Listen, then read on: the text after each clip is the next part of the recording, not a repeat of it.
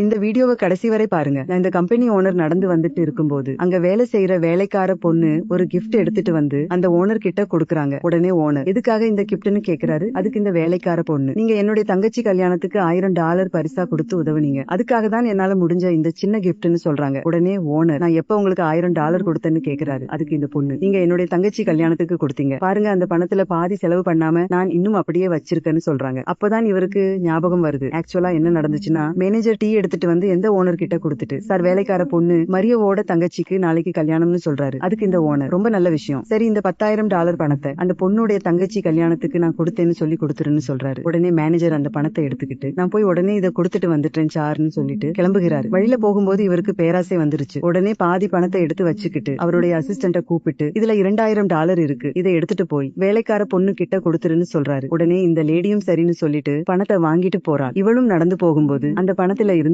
பாதியை எடுத்துக்கிட்டு $1000 பணத்தை மட்டும் அந்த வேலைக்கார பொண்ணு கிட்ட கொடுத்து, உன்னுடைய தங்கச்சி கல்யாணத்துக்காக ஓனர் உங்ககிட்ட கொடுக்க சொன்னாருன்னு சொல்லி கொடுக்கறாங்க. வேலைக்கார பொண்ணு அந்த பணத்தை வாங்கிட்டு ரொம்ப நன்றின்னு சொல்றாங்க. உடனே ஓனர் இந்த பொண்ணு கிட்ட, உங்க தங்கச்சியை என்னோட தங்கச்சி மாதிரி நினைச்சுதான் அந்த பணத்தை கொடுத்தேன், அதுக்கு எனக்கு எந்த கிஃப்டும் வேணாம், சரி நீ என்னோட ஆபீஸுக்கு வான்னு சொல்லிட்டு அங்க இருந்து கோவமா கிளம்பி போறாரு. அப்போ அவருடைய அசிஸ்டன்ட் கிட்ட மேனேஜரையும் அவனுடைய அசிஸ்டன்ட்டையும் என்னுடைய ஆபீஸுக்கு வர சொல்லுங்கன்னு சொல்றாரு. அவங்க 2 பேரும் வந்ததுக்கு அப்புறம், உங்ககிட்ட நான் வேலைக்கார பொண்ணு கிட்ட பணம் கொடுக்க சொல்லி கொடுத்தேன்ல, நீங்க உண்மையாலுமே அவங்க கிட்ட எவ்வளவு பணம் கொடுத்தீங்கன்னு கேக்குறாரு. அதுக்கு இந்த மேனேஜர், நீங்க கொடுத்த மொத்த பணத்தையும் நான் என்னுடைய அசிஸ்டன்ட் கிட்ட கொடுக்க சொல்லிட்டேன்னு சொல்றாரு. உடனே இந்த பொண்ணு, நான் $2000 இவர்கிட்ட இருந்து வாங்கினேன்னு சொல்றா. அதை கேட்டு கோபமான கம்பெனி ஓனர், நான் உங்ககிட்ட $10,000 கொடுத்தேன், நீ ஏன் $2000 தான் கொடுத்தேன்னு கேக்குறாரு. அந்த நேரத்துல இந்த வேலைக்கார பொண்ணு ஆபீஸ் உள்ளார வராங்க. உடனே ஓனர் அந்த வேலைக்கார பொண்ணு கிட்ட, இவங்க உங்ககிட்ட எவ்வளவு பணம் கொடுத்தாங்கன்னு கேக்குறாரு. அதுக்கு அந்த வேலைக்கார பொண்ணு, என்கிட்ட இவங்க $1000 தான் சார் கொடுத்தாங்க, அதுலயும் பாதி பணம் நான் இன்னும் செலவு பண்ணாம வச்சிருக்கேன்னு சொல்றாங்க. அப்போ இந்த லேடி கோபமா இந்த வேலைக்கார பொண்ணு அடிக்க வந்துட்டு, இந்த மாதிரி மிடில் கிளாஸ் பீப்புள் இப்படித்தான் போய் சொல்லுவாங்கன்னு நாடகம் ஆடுறாங்க. அப்போ இந்த ஓனர், முதல்ல உங்க நாடகத்தை நிப்பாட்டுங்க, ஒரு ஏழை பெண்ணின் பணத்தை திருட உங்களுக்கு எப்படி மனசு வந்தது, ஏழைகள்னாலே இப்படித்தான் இருப்பாங்கன்னு சொல்லிட்டு நீங்க ஏழைகளை விட கேவலமா நடந்துக்கிறீங்க, அரசியல்வாதிகள் தான் மக்களுக்கு சேர வேண்டிய பணத்தை கொள்ளை அடிக்கிறாங்கன்னா, இந்த மாதிரி ஆபீஸ்ல வேலை செய்கிறவங்களும் கொள்ளை அடிச்சா ஏழை மக்கள் எங்க தான் போவாங்க, அவங்க ஏழையா இருக்கிறதுக்கு அவங்கள விட உங்களை மாதிரி ஆளுங்கள் தான் காரணம், உங்களை மாதிரி பேராசை உள்ளவங்க, கெட்ட எண்ணம் உள்ளவங்க என்னுடைய கம்பெனியில வேலை செஞ்சா என்னுடைய கம்பெனியே அழிஞ்சிடும், இனிமே உங்க 2 பேருக்கும் இந்த கம்பெனில வேலை கிடையாது, உடனே இந்த கம்பெனியை விட்டு வெளியே போங்க,